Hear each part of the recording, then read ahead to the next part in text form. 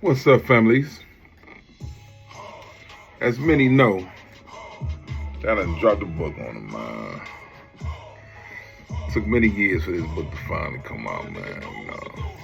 Hard grinding, man. But it finally made it, baby. See it? Finally made it, y'all.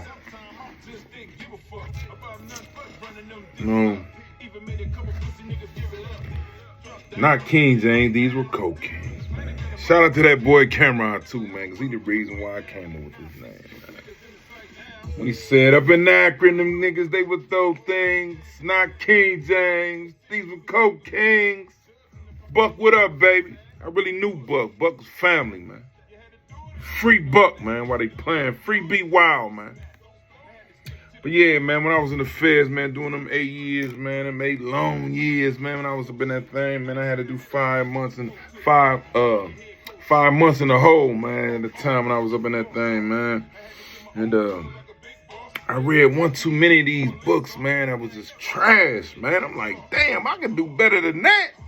All the things I'd have been through and seen in my life. So that's how I came up with this book, man. This part 1.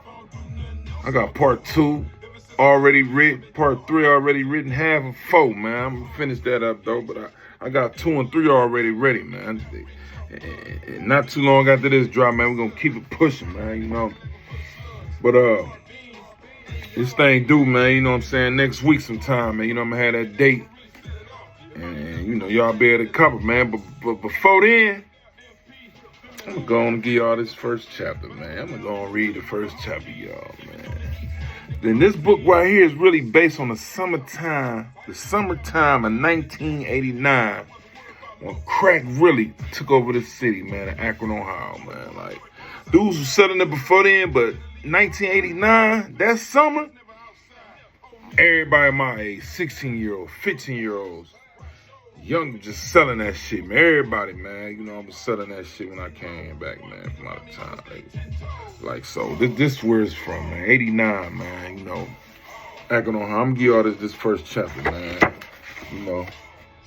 Ren-Fetti, man. My first one, man. That's what it is, man. For sure.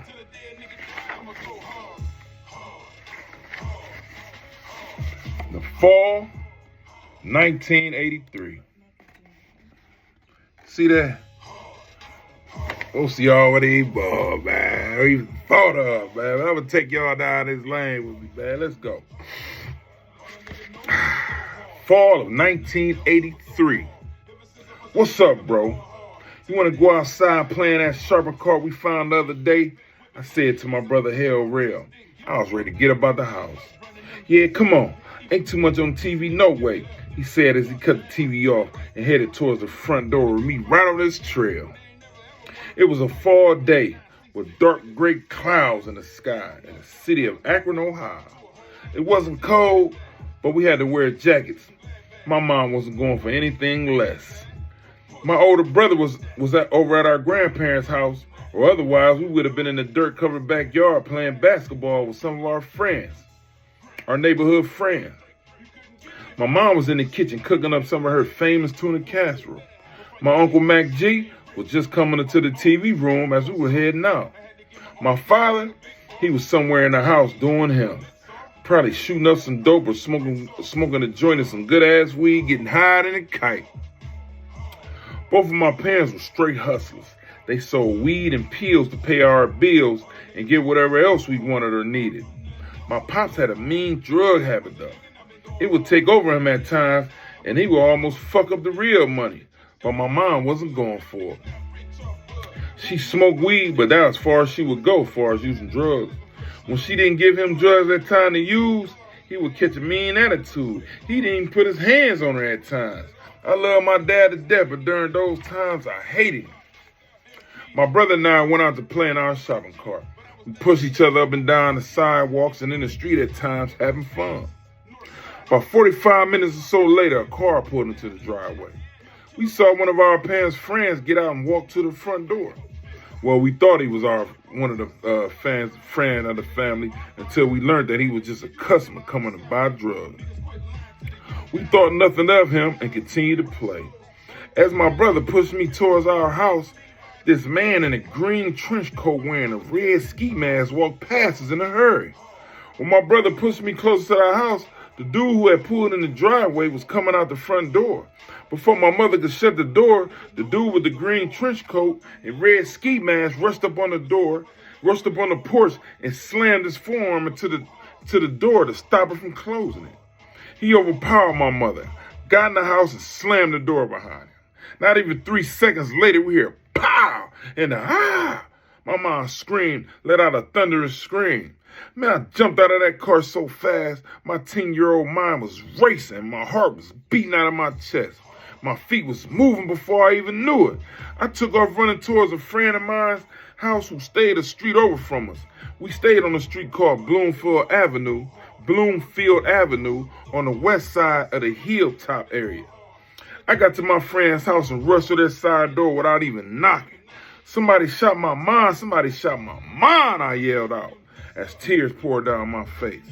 I didn't even know my brother was behind me until he started talking to their grandmother.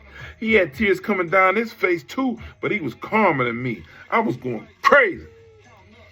After they promised to call the ambulance and the police, my brother looked at me and said, let's go check on Moms. We both took off running back towards the house. By the time we got there, we heard sirens in the distance. We rushed up to the front door that was still cracked and pushed it open. What we saw shocked us. It wasn't our mom that had got shot, it was our dad.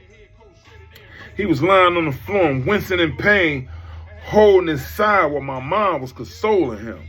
I was hurt and happy. It hurt because my father was lying there shot on the living room floor, but I was happy it wasn't my mom. I'm the baby boy of the family, so I love my mom more than anything. My name is Bernard Jones, but they've been calling me Go Hard since I was a baby.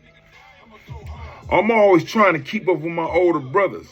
Whatever they did, I had to go harder to keep up.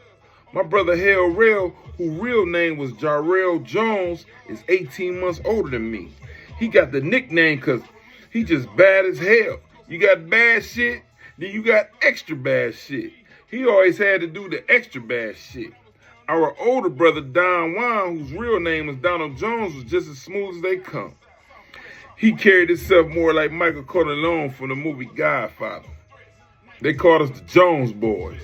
We have one of the biggest families in the city of Akron, not to mention all the cousins from all over the country, too. Everybody knew not to mess with the Joneses, or we were coming deep, girls and all. The ambulance and police pulled up. When they got my dad into the ambulance, my mom got us dressed and we headed to the hospital. On our way there, my mind drifted off thinking about my dad. My dad was a hustler, but his real occupation was pimping hoes. When he first met my mom, she just wasn't going for it. Standing at 5'5", 135 pounds, light-skinned with a devious attitude, he couldn't resist having her in his life. My mom always told him, though, that she would sell everything under the sun but her body. He tried to finesse her a few times, but she just wouldn't budge. He had to respect it after that. Most pimps had drug habits, and my father was no different. He was a big dude standing at 6'7", 255 pounds of pure muscle with the skin the color of tar. Handsome dude, but dangerous at the same time. My mom never backed down from him.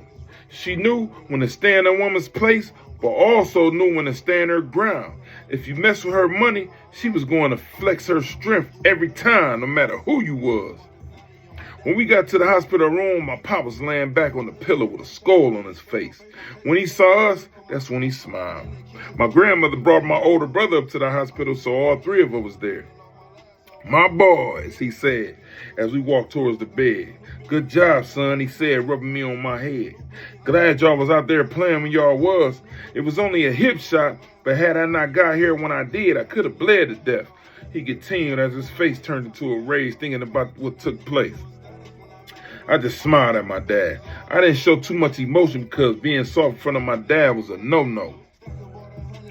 Go hard, my father said in a low but firm tone. There's going to be some detectives that's going to want to talk to you and ask some questions about what happened that day. Only thing you tell them is that you heard a gunshot, got scared, and took off running, you understand? Yes, Pops, I said, looking him in the eye like he taught us to do. Not even 15 minutes later, two big black detectives walked into the room. They asked my parents if they can have a word with me after they talked with them. After going into the hallway, I told them exactly what my dad told me to say. A few minutes later, I was back in the hospital room with my family. After the detectives left, my pops got real serious. Listen, y'all won't ever have to worry about anything like that happening again. Ever, he said as he slammed his fist into the other hand. Now you see our $3 sign to take us a little further. After a few weeks later, our pops came into the house and asked us if we wanted to go get some ice cream. We jumped up like we had fire lit up under us and raced out the door, trying to be the first to get to the front seat. Of course, our older brother beat us to the car, beat us to it. We weren't tripping though. We knew we was going to get some ice cream from Strickland's, which was on the east side out there by the rubber bowl. It was far from our neighborhood, but the ride was worth it. We sat in the front ice cream stand, eating our favorite ice cream, playing around until we got done, and then it was time to go. When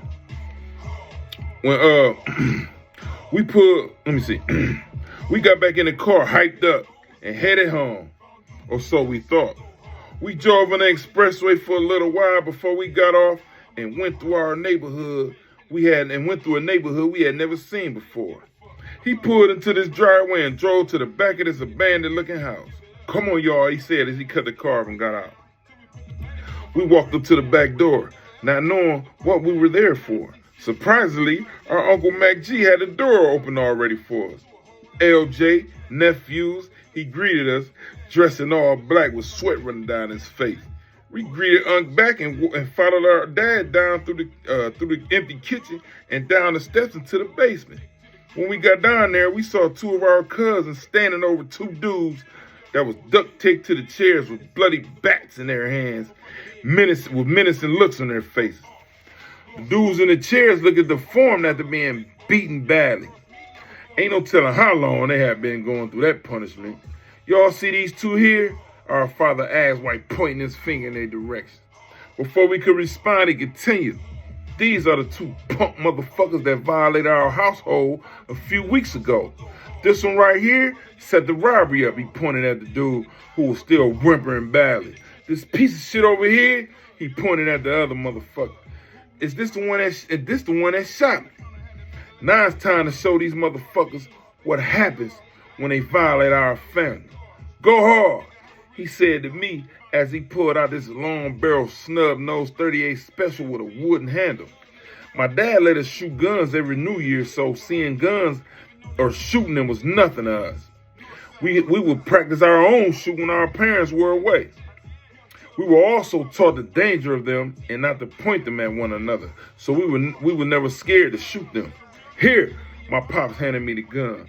Since you're the youngest, you get to go first. Show these motherfuckers what we do to people that violate us. Shoot them anywhere you want to, baby boy. He had a sinister smile on his face. A sinister smile on his face. Usually, a 10-year-old kid would be petrified down in this dark basement that smelled of mildew and blood. Not me, though. I grabbed the gun from my pops with no hesitation and walked up to the dude who I guess was the one that was wearing a green trench coat and red ski mask that day. I cocked the hammer back like we were taught. I had all kind of nightmares about that day. Now, I'm looking at the dude in his bloody face, in his bloody beat-up face. I know he couldn't believe I was the same little boy that was playing in front of the house that day when he shot my dad, with the same one standing in front of him with this 38. I had all kind of thoughts running through my mind. I even thought about shooting my dad for the times he put his hands on my mom, but I quickly shook that thought. I guess I was taking too long because my brothers hyped me up. Go hard, shoot him. Go hard, hurry up and shoot him, they shouted. That was all I needed to hear. I shot him 2 times in the chest. Pow, pow. The shots made my ears ring. He wanted to lean over, but the impact of the gunshots, but the duct tape that was wrapped around his body stopped him. I tried to squeeze some more, but my dad grabbed the gun from me. Good shooting, baby boy, he yelled out. Here, Jarrell, finish him off, he said as he handed my brother the gun. You could hear the dude whimpering some more. He probably wanted to beg for his life, but the duct tape that was wrapped around his mouth tightly stopped any chance of him doing that. My brother didn't waste any time. He stood at the same spot I did and squeezed the trigger. Pow, pow! He hit him 2 more times in the chest. That did it. That did it right there. Dude moved a little bit more before he stopped completely. We knew he was dead. Here, Don, he handed our big brother the gun next. You already know what to do with this piece of shit. My pop spit a loogie in the dude's face. He grabbed the gun and walked over to the dude. He was screaming through the duct tape now, but those screams fell on deaf ears as my brother lifted up the smoking 38 up to his face and squeezed the trigger. Pow! He only let off one shot that hit dude right between the eyes as his head leaned all the way back, and that's where it stayed. The blood poured out of the wound slowly. You boys did better than I thought, my father said proudly. He grabbed a gun from my brother. Y'all take care of these two, I'll handle this, he told my uncle and cousin. We followed him back out to the car. It's crazy we went in that house as young boys and left out young killers. He drove us back towards the house. Usually we would get off on Copy Road to get home, but tonight we got off on Dart Avenue and he headed towards the Summer Lake Projects. He pulled to the back of the street, cut the car off, and told us to get out. We followed him up to this big-ass lake that was in the back of the projects. He pulled the gun out, wiped it down real good with a white handkerchief. Don't ever leave prints when we do what we just did, he explained in a real low tone, but loud enough for us to hear him clearly. Once he felt the gun was wiped down good enough, he threw it in the lake as hard as he could. He told us there was so much stuff at the bottom of the lake, police would never find it. He was even said a whole carnival had sunk to the bottom of that lake. We got back in the car, but before we pulled off, he looked us all in the eye before he spoke. Don't ever mention this to anybody. I mean, not one soul. Don't even discuss it amongst yourselves. You hear me? Man, he all looked at us in his face, man, dead serious, man. We all took those words to the heart. Once he saw that we got his message loud and clear, he started up the car and drove off. On our way home, deep into our young thoughts, he cut the radio on. Grandmaster's Flash and the Fierce Fire just started to play. It's like a jungle sometimes. It's made me wonder how I keep from going under. Ha ha ha ha ha! That's how chapter 1 ended. Ha ha! Woo! Chapter 2 go even deeper. But y'all gonna have to, cop this book next week, man, and get chapter 2, man. But until then, y'all hold it down, man. How y'all hold it down? Stay safe. Stay sucker free. Ren-Fetti, man. Ren-Fetti, a.k.a. Boss Fed. Holla.